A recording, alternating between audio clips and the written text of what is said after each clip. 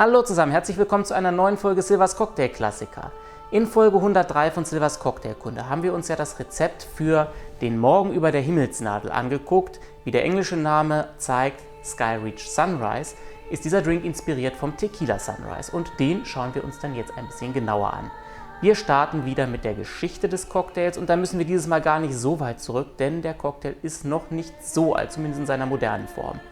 In den 20er Jahren des 20. Jahrhunderts kam der erste Drink namens Tequila Sunrise auf, bestehend aus Tequila, Limettensaft und Creme de Cassis. Der hat sich allerdings nie so wirklich durchgesetzt und hat nie größere Popularität erreicht. Und damit springen wir dann etwa 50 Jahre in die Zukunft und landen in den frühen 70er Jahren des 20. Jahrhunderts. Und zwar genauer gesagt im Trident in Sausalito, Kalifornien, USA, bei Bobby Lozoff und Billy Rice. Diese beiden Barkeeper haben nämlich den modernen Tequila Sunrise erfunden, sprich das Rezept mit Tequila, Orangensaft und Grenadin.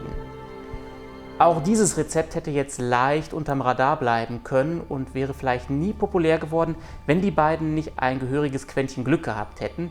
Und dieses Glück kam in Persona der Rolling Stones. 1972 fand nämlich im Trident eine Party zum Auftakt der Rolling Stones Tour statt, bei der die Stones selbst und auch etliche ihrer Tour-Mitarbeiter anwesend waren. Und es bot sich die Gelegenheit, Mick Jagger den Tequila Sunrise zu präsentieren und er hat ihm so gut geschmeckt und auch seinen Kollegen, dass sie ihn fortan während ihrer ganzen Tournee überall in den USA bei allen möglichen Bars bestellt haben, was dann natürlich dazu geführt hat, dass das Rezept sich arg verbreitet hat. Sie haben sogar inoffiziell ihre Tournee mit dem Spitznamen Cocaine and Tequila Sunrise Tour betitelt. Also der Drink hat ihm wirklich sehr gut gefallen. Und durch diese so gewonnene Popularität wurde dann auch der Tequila-Hersteller José Cuervo auf dieses Rezept aufmerksam und hat es als Promo-Aktion quasi auf seine Flaschen gedruckt.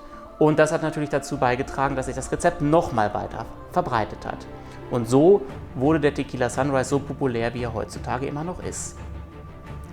Das wäre dann die Geschichte des Drinks, kommen wir jetzt zur Zubereitung. Und da nehme ich heute das Standardrezept der IBA, der International Bartender Association. Und wie man das dann macht, das seht ihr jetzt. Der Tequila Sunrise wird nach Standardrezept direkt im Gästeglas aufgebaut und die Einheiten sind logischerweise amerikanisch. Deswegen nehme ich hier mein Barmaß für amerikanische Einheiten. Wir haben vom Tequila 1,5 Ounces, das sind ungefähr 4,5 Zentiliter. Als nächstes kommt dann der Orangensaft, davon nehmen wir 3 Ounces, das sind 9 Zentiliter. Und man sieht auch ganz gut, warum ich dieses Barmaß für meine Videos eigentlich nie verwende. Es ist darauf ausgelegt, dass man auf Geschwindigkeit arbeitet, aber nicht unbedingt sauber arbeitet. Deswegen geht hier häufiger auch mal ein paar Spritzer daneben. Wir rühren die Mischung schon mal ein bisschen durch, damit sich der Orangensaft und der Tequila schon mal gut vermischen, bevor wir weitermachen. Im professionellen Umfeld ist es nicht so schlimm, wenn beim Einschenken mal ein bisschen was daneben geht, aber hier für so ein Video ist es halt schon doof, wenn da die ganze Zeit die Spritzer zu sehen sind. Letzter Schritt, wir nehmen eine halbe Ounce, das sind etwa 1,5 Zentiliter, Grenadin und die gießen wir jetzt vorsichtig über den Löffelrücken in das Glas, damit sie möglichst ohne sich mit dem Rest zu vermischen auf den Boden sinkt. Nachdem die Grenadine jetzt drin ist, rühren wir da möglichst nicht mehr allzu viel drin rum, sondern füllen noch ein bisschen Eis dazu, damit der Drink auch schön kalt bleibt. Auch das spritzt etwas mehr als von mir beabsichtigt.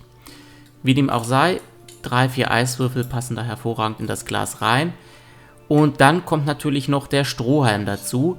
Mit dem können wir jetzt noch einmal ganz leicht unten versuchen, ein bisschen umzurühren, sodass der Farbübergang von Rot nach Orange und nach Gelb noch ein bisschen stärker ausgeprägt wird. Nicht zu stark, es soll ja nicht komplett gemischt werden. Und die klassische Garnitur ist eine Orangenspalte mit einer Cocktailkirsche. So, das wäre dann das Wesentliche zum Tequila Sunrise. Und damit verabschiede ich mich an dieser Stelle, sage herzlichen Dank fürs Zusehen. Wir sehen uns in einem meiner nächsten Videos wieder, wenn ihr mögt. Und bis dahin, macht es gut und Prost!